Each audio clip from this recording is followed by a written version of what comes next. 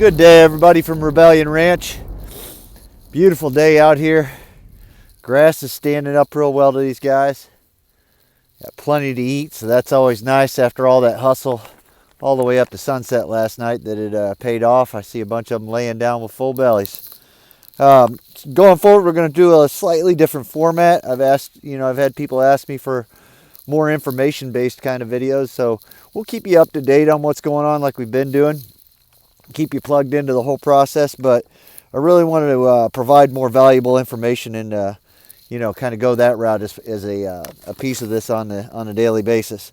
So today I wanted to talk about scaling up your goat operation, and based on my experience, you're really passing the threshold from small scale or hobby scale. There's a couple levels that you could look at, but you're really getting to the next threshold once you go above 100 goats. And honestly closer to the 200 goat range. What you do with 5 goats, and then when you have 20, and then when you have 100, things change, and that's the whole point of today. You're going to find that all of your systems, and hopefully you do have systems in place, they've got to be streamlined. And this is coming from my experience where, I pretty much micromanaged every little bit of these goats' lives in the beginning, when I think I started managing about 15 goats. And, we've gotten up to 300 and made adjustments from there. So the amount of touches per animal is the first thing that you find out just absolutely has to decrease. We went from about 30 touches per animal. And what I mean that is there were 30 different things that we were doing for each kid that was born by the time that it got to market weight, where we had to put hands on that animal. And honestly, in the beginning, it was a real nightmare because we were going out and finding each of those animals each time that we had to do this, and we weren't even grouping it together. I think we're down to about 4 touches right now. I really can't say because we're in transition right now. So we're not even operating, and I'll get into this in a minute. We're not even operating like we will at scale. We're in a transition, and like I said, I'll go into that in a minute. But we used to deworm on a schedule because that's what we were supposed to do, quote unquote. And that all came from that dedicated to being medicated crowd. And I parted ways with them a long time ago. I don't buy into that at all. But there's most of your touches right there. And you start boiling things down as you scale up to what's actually necessary, to successfully raise some goats. We still do vaccinations, but instead of tracking individual animals down, come July, we're going to run everything through the chute. We'll do CDT. And we'll vaccinate for chlamydia, and we have vaccinated for CL before. Won't do it again because all I've seen it do is make some CL flare up. I don't think that one's necessary personally, but that's all part of your experience is seeing exactly what's necessary and what isn't as you go through it. As you scale up, my personal opinion isn't that you go more infrastructure, it's that you go less infrastructure. And all of that infrastructure that you do get, that you do maintain, needs to be flexible. It can't just have one use because things are going to change. That's the one thing you can count on absolutely is things are going to change right underneath your feet. Going to happen nonstop. So, building all the big buildings and stalls and wiping their noses all the time, it's cost prohibitive, it's time prohibitive, it's just not going to happen. People do it, but then they wonder why those businesses fail. So we'll just leave that one where it's at. Record keeping, and that was something I was just absolutely on top of all the time, recording every little thing. We still record the important stuff. You record weights, maybe not birth weights, because I don't know that those are so important anymore. But 60-day weights, 90-day weights, I'd probably lean towards a 90-day weight and then a market weight, quite honestly, and then weigh that against the mother and what she produced. Our goal, as I've said in the past, is to have a mom produce 100% of her body weight by the time we take them to market. Now, that's whether we keep a little doe kid back or send it off or what have you, but produce 100%. But your record keeping is going to get boiled right down to your key metrics. So, when you got 5 goats and you're naming them, you can record every little facet of their life, and I did. Okay, and this is not me condescending anybody because I did all the things I'm telling you probably want to leave behind. But it's going to get to a point where you just want to boil it down to the essentials. Now, the next thing that I really would stress is be prepared for your systems and your practices to absolutely fall apart during transition. And this is especially true, I can testify to this, if you decide to move to a new state with your operation.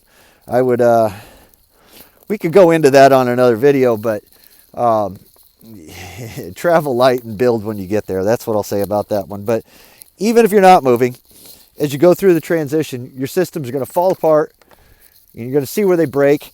And you know what you need to do is just make adjustments. And that's just life. You know, it's move, shoot, adjust, move, shoot, adjust. That's all there is to that. Get rid of all the excess, just like throwing off baggage on a ship that, you know, is sinking, like Paul out in the sea. You know, just start throwing stuff over, man.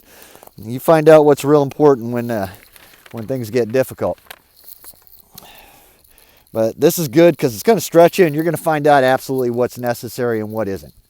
You're going to find out what you were doing just because other people told you should do it, or maybe you just thought you should do it, what have you. But it's a good process to go through, you know, and hopefully everybody knows by now, my videos really aren't geared towards the people that want to just have 5 goats. You know, if you do, that's awesome. That's where we start. But these videos are more geared towards somebody wanting to scale up. So take that into consideration.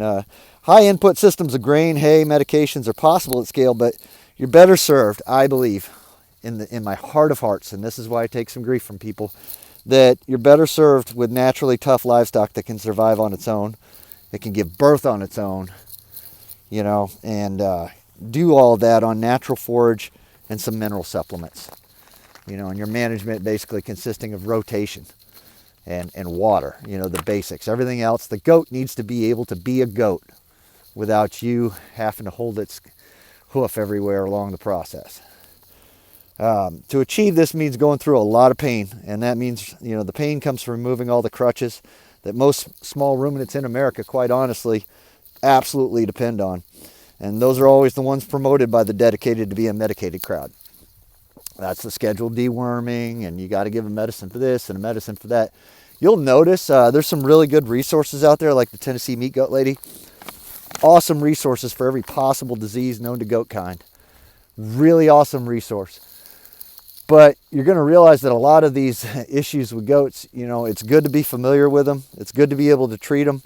But you're not aiming to be the best goat doctor in the world, hopefully. What you're aiming for is to fix those glitches and move those animals on so that you're not doing that. Because you're going to play a lot of guessing. You know, you're going to play a lot of guessing games, though, trying to diagnose illnesses and treat them and track it down. You're going to drive yourself crazy, I'll tell you that, especially when you get into hundreds of animals. What you've been seeing lately in our videos is absolutely not in all capital letters how we operate at scale. At this point, we're just settling in from a crash landing. And, you know, we'll tell that story at some point, but we didn't leave when we planned to leave. We got drug out this way, that way, and another way, and we did not land where and how we planned to. So this has been adapt and overcome time, is all this has been. I can't wait till we get to where we are showing you exactly how we're going to operate at scale. But again, when I say earlier on there that you need to be able to adjust and let your systems fall apart and adjust to it and correct it and build for it, that's what you're seeing right now. And, you know, you'll find out whether you've got what it takes or not. That's hence, you know, we're going to be feeding hay this winter. Not something I plan on doing in the future. We will always have a reserve of hay because I believe in, again, making your systems flexible and knowing that things aren't always going to run smoothly, as we can definitely, again, testify to.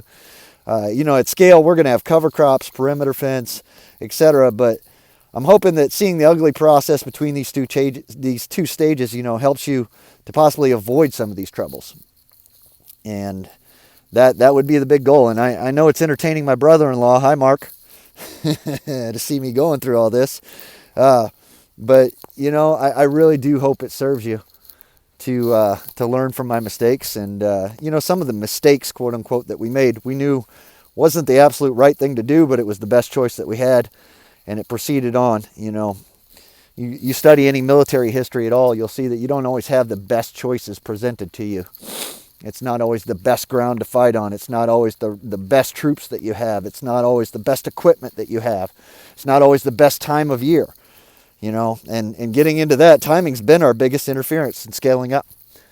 You know, the financing came through at the wrong time in the spring, and then the move took too long, and then, you know, we had a drought, and then we moved, and then we had flood rains, you know, and now, you know, the kids that were supposed to the goats that were supposed to kid in October, kidding in November, and now all of a sudden November wants to be November and it's cold out, you know, so timing has been the biggest interference.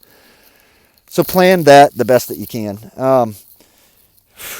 You know, the forage seasons and the breeding seasons, don't let circumstance guide you out of that. Stay true to that. That would be the biggest, that one is on me. That is the biggest mistake we could have avoided. But I hope this video is a little more helpful. Hope you can see the girls are doing great out here. Hopefully we get a couple more days of this grass, start moving them up and heading towards those trees again. God bless you all, and just have a wonderful day.